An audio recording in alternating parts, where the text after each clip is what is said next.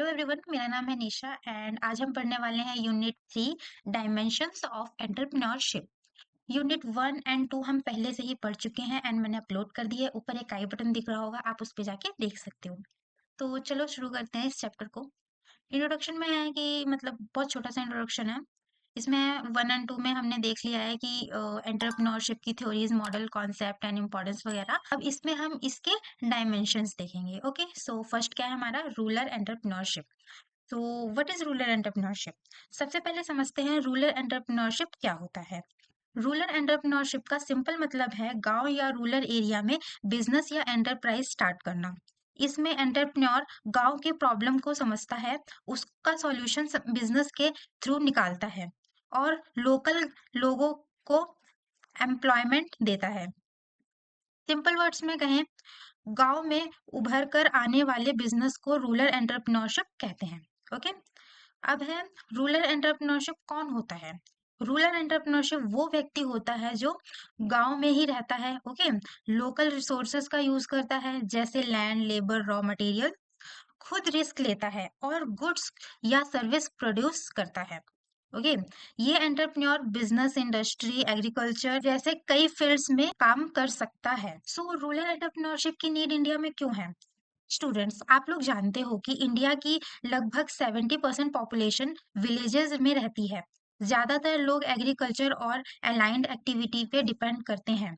Rural area में unemployment और under employment होता है। लेबर ज्यादा होती है लेकिन कैपिटल कम होता है। इसलिए रूरल एंटरप्रेन्योरशिप का डेवलपमेंट बहुत जरूरी है, क्योंकि ये जॉब्स क्रिएट करता है, रूरल एम्प्लॉयमेंट को बूस्ट करता है। Okay, rural to urban migration. आज के टाइम में गांव से बाहर माइग्रेशन एक कॉमन प्रॉब्लम बन चुकी है।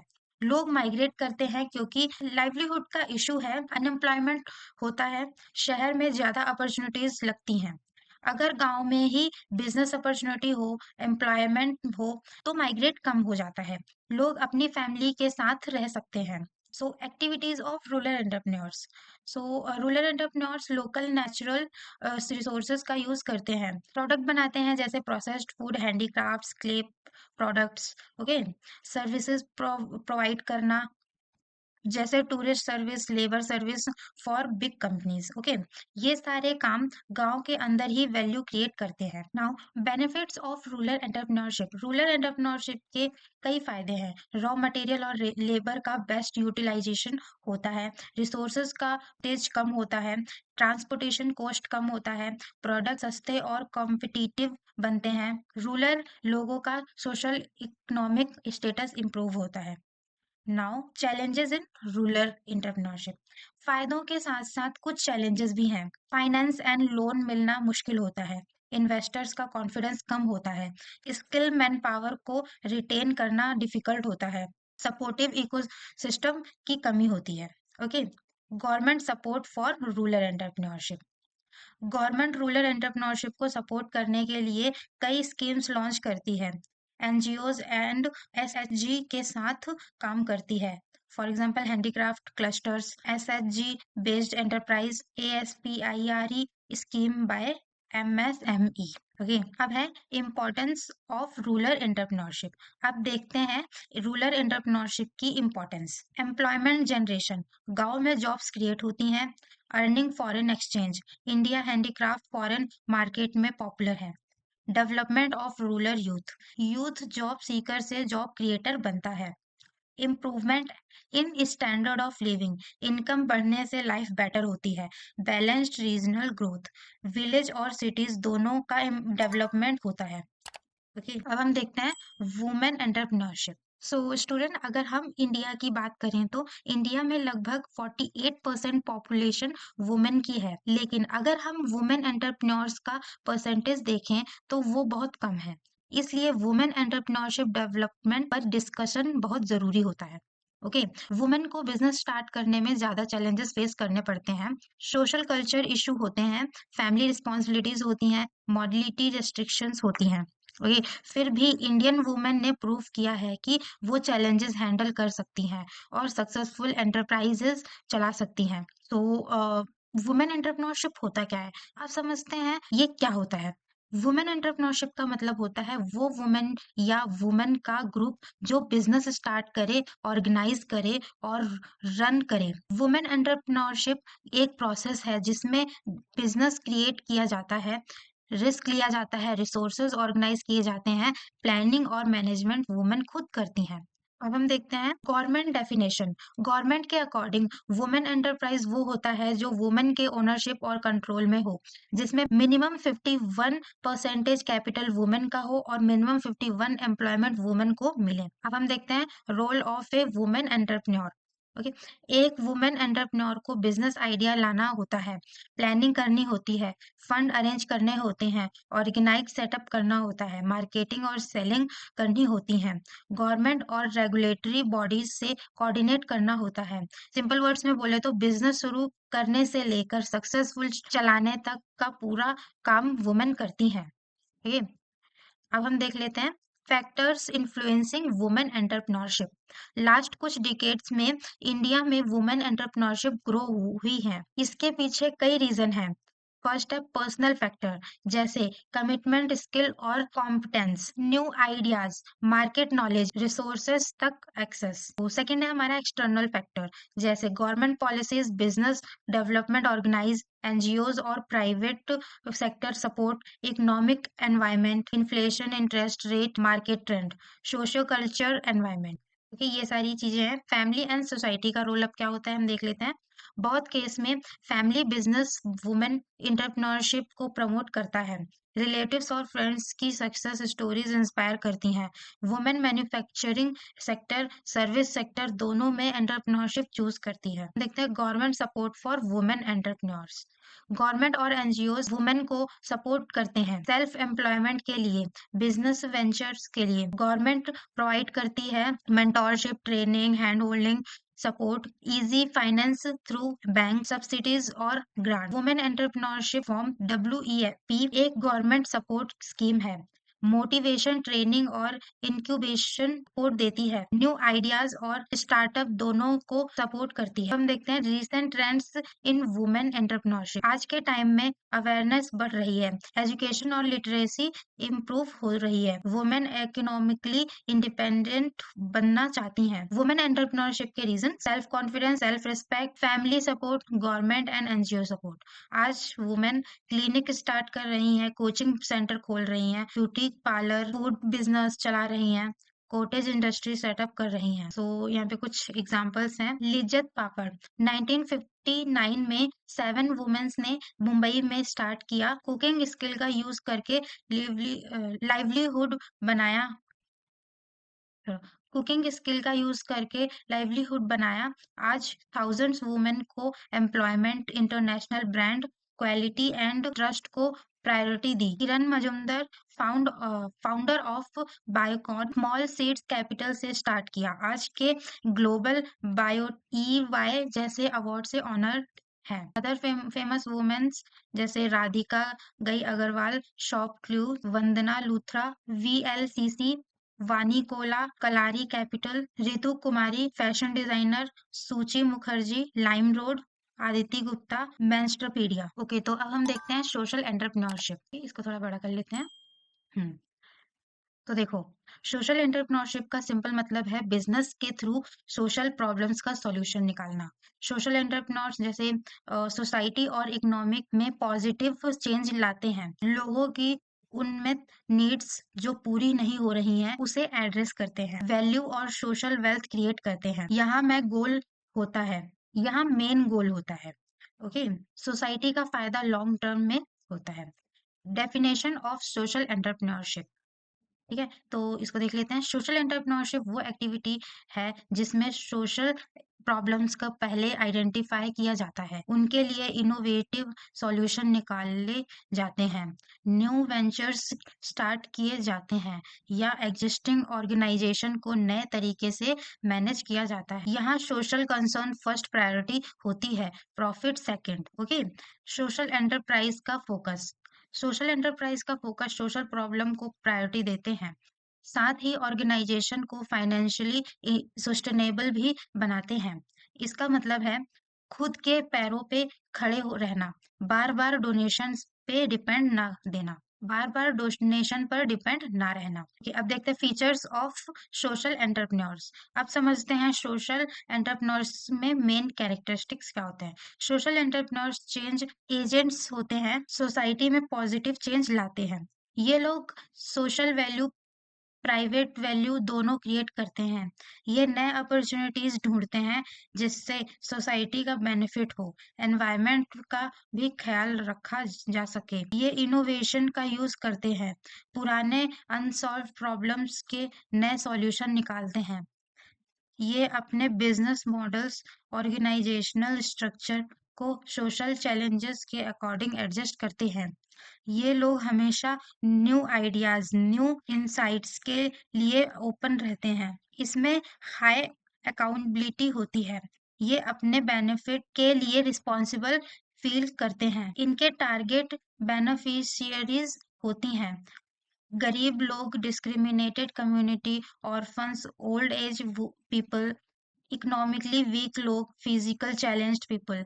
इनोवेशन के टाइप्स हो सकते हैं जैसे new product, new service, new production method, new market, new organisational forms. Examples of entrepreneurs, पहले Goonj, founded in 1999 by Anshu Gupta, disaster relief, humanitarian aids and community development में काम करती हैं। लोगों के अनयूज्ड कपड़ों को कलेक्ट करके गरीब लोगों तक पहुंचाती हैं। विलेज में रोड, स्कूल, वेल्स बनवाने में मदद करती हैं। वुमेन हाइजीन प्रॉब्लम के लिए affordable and biodegradable cloth pad my pads launch किया। अंशु गुप्ता को India social entrepreneur of the year 2012 में बनाया गया। रैमन मैग्सेसे अवार्ड 2015 मिला। ऐसे ही बहुत सारी इसमें कहानियां दी गई हुई हैं, वो डिटेल में पढ़ना। मैं एक दो बता देती हूँ, जैसे एक और है घुंघरू, ड्राई फार्मलैंड के लिए start solution, excess rain water को अंडरग्राउंड स्टोर करता है, ड्राई सीजन में वाटर सप्लाई करता है, सॉइल में सॉल्ट कंटेंट भी कम करता है। इससे फार्मर्स को फायदा, वाटर कंजर्वेशन, सस्टेनेबल एग्रीकल्चर होता है। ओके, तो अब हम देखते हैं इकोप्न्योर। तो इकोप्न्योर का मतलब है ऐसा बिजनेस जो प्रॉफिट के साथ साथ एनवायरनमेंट को भी प्रोटेक्ट करे। इसमें एंटरप्रेन्योर इको फ्रेंडली प्रोडक्ट बनाता है, नेचुरल रिसोर्सेज को बचाता है, पॉल्यूशन कम करता है, एनर्जी सेविंग एंड रिसाइकलिंग पर फोकस करता है, जैसे recycle product, green product, renewable energy service, plastic के बदले इको फ्रेंडली अल्टरनेटिव ढूंढता है। इकोप्न्योर का मेन फोकस कहाँ पे होता है? एनवायरमेंटल प्रॉब्लम का सॉल्यूशन ढूंढते हैं, सस्टेनेबल तरीके से बिजनेस चलाते हैं। सिंपल वर्ड में प्रॉफिट भी कमाना और प्लैनेट को भी बचाना होता है। इसलिए इकोप्न्योर को एनवायरमेंटल एंटरप्रेन्योरशिप कहा जाता है, इको कैपिटलिज्म भी कहा जाता है। ओके, इसका डेफिनेशन हम कैसे कर सकते हैं? एक इजी डेफिनेशन में बताती हूँ। इकोप्न्योर वो एंटरप्रेन्योर होता है जो जिसके बिजनेस सिर्फ प्रॉफिट के लिए नहीं होते हैं बल्कि एनवायरनमेंट के कंसर्न से भी ड्राइव होते हैं। ओके, आज के टाइम में गवर्नमेंट, सोसाइटी या कंज्यूमर सब चाहते हैं कि बिजनेस एनवायरमेंटली रिस्पॉन्सिबल बने। ओके, तो अब हम देख लेते हैं फैक्टर्स ड्राइविंग इकोप्न्योरशिप। अब समझते हैं इकोप्न्योर को ग्रो करने वाले फैक्टर। तो फर्स्ट है हमारा रिसोर्सेज स्कैरसिटी, पानी की कमी, नेचुरल रिसोर्सेज का डिप्लेशन, इसलिए सस्टेनेबल सॉल्यूशन की जरूरत बढ़ रही है। सेकंड है हमारा climate change, global warming, floods, drought, livelihood पे इम्पैक्ट होना, ये सब इकोप्न्योरशिप को पुश करते हैं। एंड थर्ड है हमारा टेक्नोलॉजी एडवांसमेंट। ओके, तो अब हम इसके एग्जांपल्स देख लेते हैं। Bamboo water bottle, Assam, plastic bottle के बदले बैम्बू बॉटल्स, ये एक अल्टरनेटिव हो सकता है इसका। Reusable and eco friendly, pollution कम करता है, कि ये सारी चीजें होती हैं। के बाद है हमारा spectrum solar private limited, solar energy sector में काम करता है, स्मॉल एंटरप्रेन्योर्स को ट्रेनिंग देता है, सोलर इंस्टॉलेशन और यूजेस में हेल्प करता है। इससे रिन्यूएबल एनर्जी प्रमोट होती है, एम्प्लॉयमेंट जनरेट होता है। सस्टेनेबल अर्बन फार्मिंग को प्रमोट करता है, सिटीज में लोगों को फार्मिंग सिखाता है, रिसोर्सेज और सर्विसेज प्रोवाइड करता है। इसके रिजल्ट में क्या मिलता है? Healthy food, green cities, sustainable lifestyle. Okay, and अब हम आ जाते हैं कल्चरल एंटरप्रेन्योरशिप। ओके। सो इसमें क्या है हमारा, सिंपल वर्ड्स में इसको बताएं तो कल्चरल और क्रिएटिविटी को बिजनेस में बढ़ाने की कल्चरल एंटरप्रेन्योरशिप है। इसमें एंटरप्रेन्योर कल्चरल एक्टिविटी से इनकम जनरेट करता है, जैसे art, music, dance, film, festival, handicraft, fashion, heritage. Culture को प्रिजर्व भी करता है और उससे इकोनॉमिक वैल्यू भी क्रिएट करता है। कल्चरल एंटरप्रेन्योर्स विजनरी होते हैं, रिस्क टेकर होते हैं, क्रिएटिव थिंकर होते हैं, चेंज एजेंट्स होते हैं। ये लोग कल्चरल प्रोडक्ट और सर्विस क्रिएट करते हैं, लोगों की लाइफस्टाइल और क्वालिटी ऑफ लाइफ इंप्रूव करते हैं, प्रोड्यूसर्स और कंज्यूमर्स दोनों के लिए वैल्यू क्रिएट करते हैं। अब हम इसके फीचर्स देख लेते हैं। सो फर्स्ट है हमारा कल्चरल प्लस एंटरप्रेन्योरशिप का कॉम्बिनेशन। कल्चरल एंटरप्रेन्योरशिप में कल्चरल वैल्यू को प्रायोरिटी दी जाती है, साथ ही बिजनेस एम्बिशंस भी होते हैं। कल्चरल का मतलब है किसी नेशन, रीजन या ऑर्गेनाइजेशन वैल्यू और ट्रेडिशंस को मानना। सेकंड है हमारा पर्सनल एंड कल्चरल वैल्यू का इम्पैक्ट। कल्चरल एंटरप्रेन्योरशिप इंडिविजुअल के value, geography, region, cultural background से इन्फ्लुएंस होता है।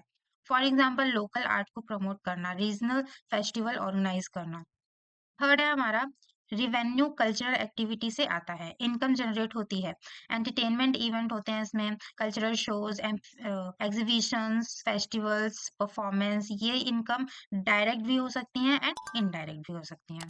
ओके, तो अब हम देख लेते हैं यहाँ पे टेक्नो एंटरप्रेन्योरशिप। इसको अगर हम सिंपल वर्ड्स में डिफाइन करें तो लाइक जब कोई एंटरप्रेन्योर टेक्नोलॉजी का यूज करके बिजनेस स्टार्ट करता है और प्रॉब्लम का सॉल्यूशन देता है, उसे टेक्नो एंटरप्रेन्योरशिप कहते हैं। टेक्नो एंटरप्रेन्योर्स में टेक्नोलॉजी को अपने बिजनेस का कोर बनाते हैं, एग्जिस्टिंग प्रॉब्लम को बेटर तरीके से सॉल्व करते हैं, या जो प्रॉब्लम अभी सॉल्व नहीं हुई है उनके सॉल्यूशन देते हैं। For example app, software, blockchain solution, health take, ये सारी चीजें होती हैं। तो हम इसके फीचर्स देख लेते हैं।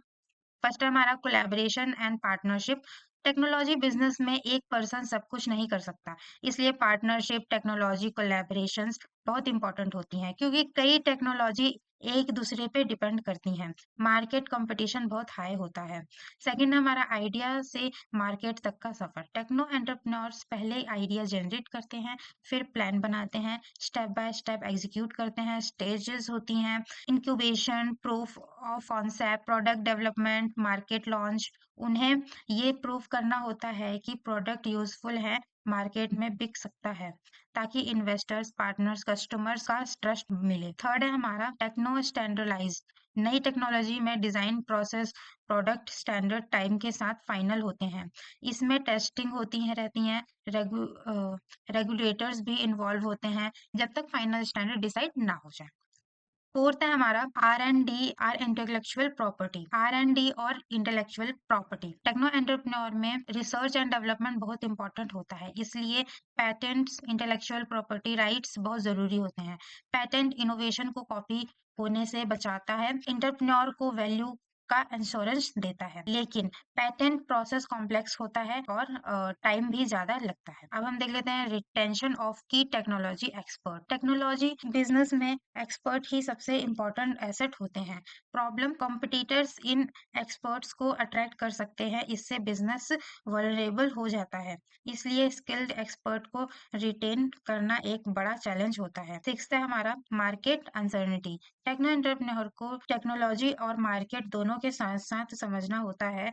कई बार मार्केट का डाटा कंप्लीट नहीं होता है, टेक्नोलॉजी का फ्यूचर क्लियर नहीं होता है, फिर भी डिसीजन लेना पड़ता है कि कौन सी टेक्नोलॉजी परस्यू करनी चाहिए। Support to techno entrepreneurship in India. India में टेक्नो एंटरप्रेन्योरशिप के लिए काफी सपोर्ट अवेलेबल होता है। टेक्नो इंक्यूबेशन हब जैसे टी हब्स हैदराबाद, यहाँ AI, ब्लॉकचेन, एडिटिव मैन्युफैक्चरिंग जैसे फील्ड के स्टार्टअप्स को सपोर्ट मिलता है। Facilities, mentorship, networking, investor meet, training, affordable workplace, technology parks and government support. Technology parks, startup funding, government scheme. India के cities जैसे बेंगलुरु, गुरुग्राम, हैदराबाद में स्ट्रॉन्ग स्टार्टअप है। ओके, तो अब हम देखते हैं हेरिटेज एंड टूरिज्म एंटरप्रेन्योरशिप। सबसे पहले समझते हैं हेरिटेज का मतलब क्या होता है। हेरिटेज का मतलब होता है हमारी हिस्ट्री, कल्चर, पुराना मॉन्यूमेंट, फोर्ट्स, टेम्पल, म्यूजियम और ट्रेडिशंस जब कोई एंटरप्रेन्योर इन हेरिटेज प्लेसेस को यूज करके टूरिज्म से रिलेटेड बिजनेस स्टार्ट करता है, उसे हम हेरिटेज एंड टूरिज्म एंटरप्रेन्योरशिप कहते हैं। इसका मतलब क्या है? हेरिटेज टूरिज्म का मतलब है जब लोग हिस्ट्री और कल्चर एक्सपीरियंस करने के लिए ट्रैवल करते हैं, और एंटरप्रेन्योरशिप का मतलब है नया बिजनेस स्टार्ट करना। तो सिंपल वर्ड्स में heritage places tourism plus business is equal to heritage tourism entrepreneurship. ये इंपॉर्टेंट क्यों होता है? बहुत सारे हेरिटेज प्लेसेस ऐसे होते हैं जिनको लोग नहीं जानते, अटेंडेंस नहीं मिलती। एंटरप्रेन्योर्स इन प्लेसेस को प्रमोट करते हैं, टूरिज्म को अट्रैक्ट करते हैं, गवर्नमेंट और लोकल पीपल की हेल्प करते हैं। फ्यूचर में हेरिटेज टूरिज्म का इम्पोर्टेंस और भी ज्यादा बढ़ने वाला है। इसमें कौन कौन से सर्विसेज आती हैं?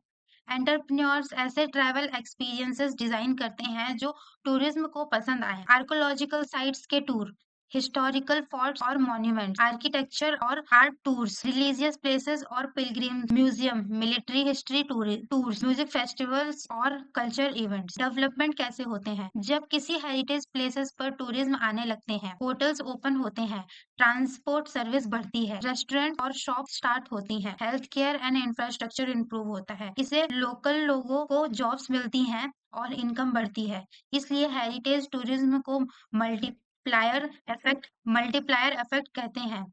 एक बिजनेस से कई और बिजनेस जनरेट होते हैं। कंट्रीज पर इसका इम्पैक्ट क्या होता है? कुछ कंट्रीज जैसे माली,